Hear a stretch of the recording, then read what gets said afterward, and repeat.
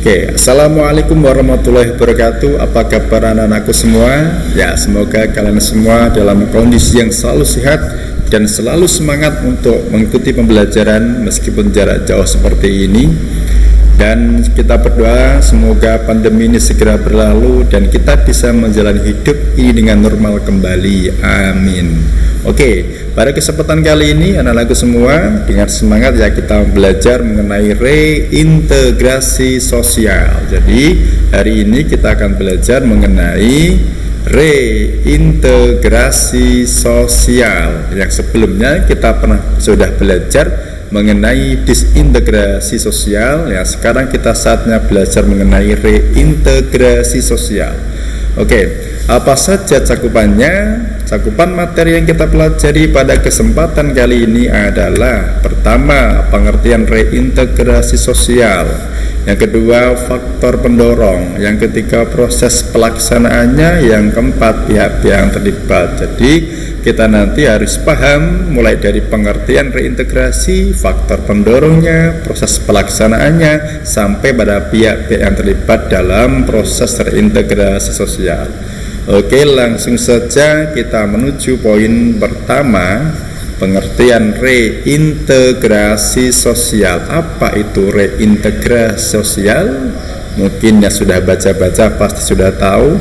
Yuk kita pelajari reintegrasi sosial. Kita cari tahu dulu dari makna yang paling mudah ya, dari kata re dan integrasi. Kita maknai secara sepenggal dulu. Re dalam bahasa Inggris artinya kan kembali ya. Integrasi berarti kalau kita sudah belajar dahulu, integrasi itu adalah persatuan, kesatuan ya. Jadi kalau reintegrasi berarti bersatu kembali. Sosial berarti artinya di sini ada masyarakat. Jadi reintegrasi sosial kalau kita maknai lebih dalam yaitu proses berintegrasinya kembali kelompok-kelompok yang pernah terlibat konflik sosial dalam satu kesatuan masyarakat ya. Jadi kesimpulannya reintegrasi sosial itu adalah bersatunya kembali. Siapa yang bersatu kembali? Ya tentunya kelompok-kelompok yang sering terlibat atau pernah terlibat dalam sebuah konflik ya, dalam sebuah pertikaian, dalam sebuah pertentangan, atau bahkan dalam sebuah tawuran. Oke, selanjutnya dalam cakupan yang kedua kita pelajari faktor pendorong reintegrasi sosial. Jadi faktor pendorong reintegrasi sosial. Apa saja faktor pendorongnya? Di sini ada 3. Pertama, konflik dan kekerasan terjadi kembali dalam masyarakat.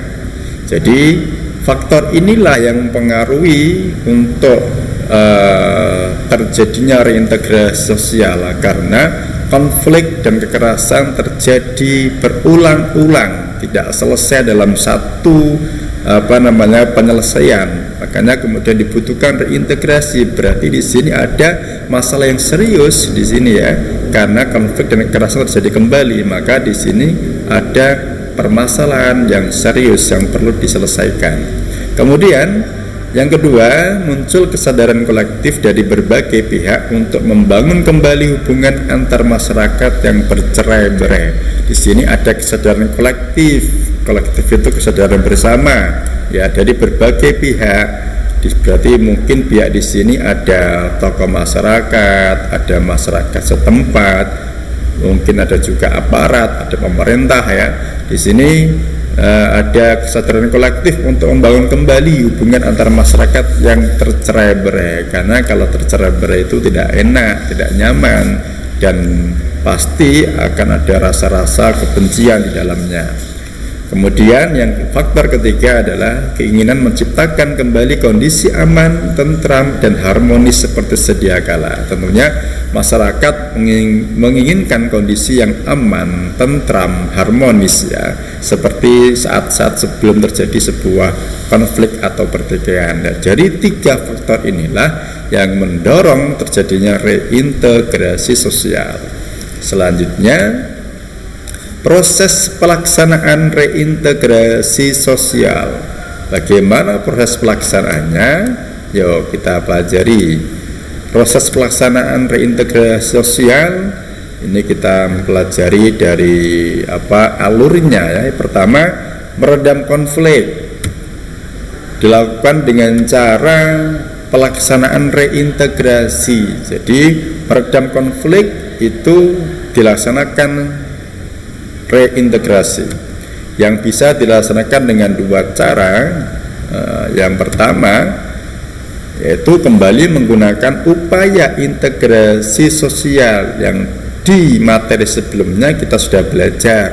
Upaya untuk mencapai integrasi sosial ada akomodasi, kerjasama, koordinasi, dan asimilasi. Oke, tentunya kalian masih ingat akomodasi di sini adalah proses-proses penyelesaian sebuah konflik ya. Jadi Anda masih ingat akomodasi ada koersif, ada arbitrasi, ada konsiliasi, ada eliminasi, kemudian dan lain sebagainya. Setelah akomodasi kemudian kerjasama, dari pihak yang berkonflik diajak kerjasama agar semakin terus menerus maka dibutuhkan koordinasi. Dan terakhir munculnya asimilasi. Asimilasi di sini berarti sudah menghilangkan segala perbedaan yang menjadi penyebab konflik.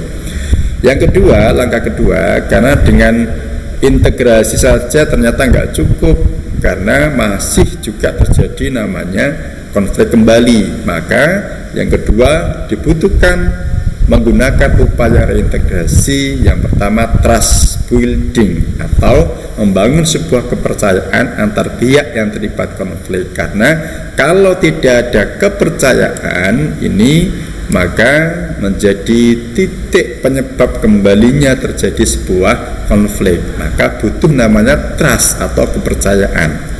Yang kedua, penguatan identitas. Di sini artinya setiap pelaku konflik pasti memiliki kesamaan identitas ya, seperti latar belakang, keturunan, asal daerah, agama, budaya. Ini kita cari penguatan identitas yang mana yang sama. Mungkin agamanya yang sama, ya kita cari yang sama. Oh, agama mereka ternyata yang berkonflik ini sama, ayo kita selesaikan dengan identitas kita berupa agama yang sama ini. Atau mungkin sukunya yang sama, oh ternyata yang terlibat konflik ini satu suku, yuk kita selesaikan menggunakan identitas suku yang sama ini. Itu namanya penguatan identitas. Jadi mencari latar belakang sosial yang memiliki kesamaan. Boleh itu asal daerahnya, boleh jadi agamanya, sukunya, atau yang lainnya. Kemudian penguatan melalui kegiatan bersama dan pembuatan kebijakan. Jadi yang ketiga, penguatan melalui kegiatan bersama. Misalkan dibuatlah sebuah kegiatan gotong royong atau kerja tim ya, yang mana yang memungkinkan mereka yang berkonflik ini selalu ada dalam satu tim gitu. Yang terakhir, pembuatan kebijakan. Pembuatan kebijakan ini berarti pihak-pihak yang berwenang seperti pemerintah ini harus proaktif untuk melakukan sebuah terobosan, membuat kebijakan yang memiliki efek dampak positif bagi keduanya. Kemudian barulah setelah kedua ini dilakukan ya, kemudian harapannya adalah mencapai reintegrasi atau tercapainya reintegrasi sosial. Ini proses pelaksanaan reintegrasi sosial. Oke, selanjutnya pihak-pihak mana saja yang terlibat dalam proses reintegrasi sosial? Yuk kita pelajari. Pertama, ada faktor dari dalam. Siapa itu?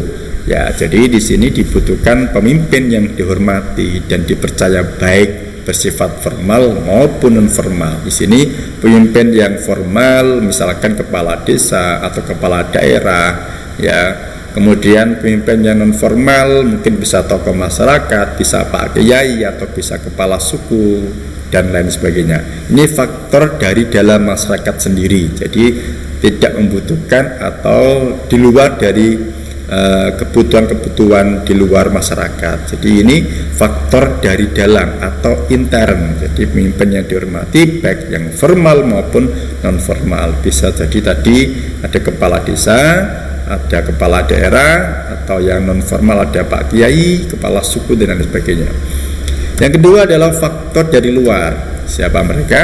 Bisa Polri atau TNI. Di sini kenapa dibutuhkan Polri atau TNI? Karena sebagai pihak atau aparat yang berwenang, maka kepolisian bisa mengawal agar prosesnya kondusif, ya. Jadi di sini polisi mengawal agar prosesnya kondusif, prosesnya bisa terkondisikan. Yang kemudian TNI diperlukan apabila skala konfliknya ini besar, maka dibutuhkan TNI jika konfliknya ini melibatkan konflik yang besar. Yang kedua, faktor dari luar yaitu LSM. LSM itu apa? LSM itu adalah lembaga swadaya masyarakat. Jadi di sini lembaga swadaya masyarakat, lembaga yang ada di luar pemerintah, ya. Jadi mereka memiliki kerja sukarela. Di sini LSM bisa membangun kepercayaan, ya, memodifikasi isu dan mendorong komunikasi. Jadi LSM di sini dibutuhkan karena LSM bisa melakukan kegiatan-kegiatan seperti penelitian yang nanti ketika dalam penelitian maka dia bisa mencari tahu akar dari konflik atau akar dari masalah yang ada. Jadi di sini tindakan LSM pertama membangun kepercayaan. Ini nanti LSM bisa menggunakan cara-cara mediasi.